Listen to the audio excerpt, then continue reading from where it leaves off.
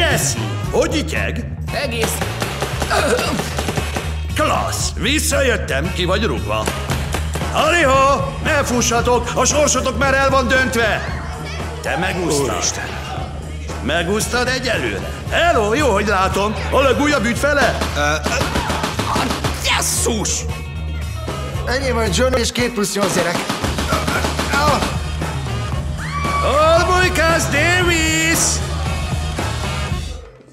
Ari, már pakolok is, hogy ne kelljen megaláznod. Ez figyelmes.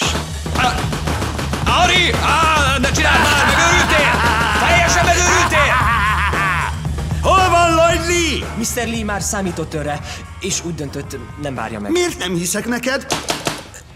Lloyd, akár itt vagy még, akár nem, mindegy.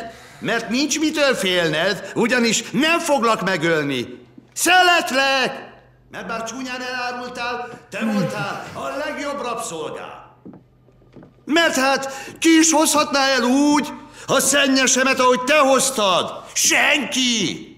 Ki tudná jobban összeszedni a kutyám szarát? És ha csípném, hogy dagadt hobbitok szopják a farkamat, biztos, hogy nálad azt se csinálná jobban senki. Így, térj meg királyodhoz, avagy légy száműzött e városból örökre, a holnapi napnyugtáig kapsz időt, hogy előttem végre férfiként állj.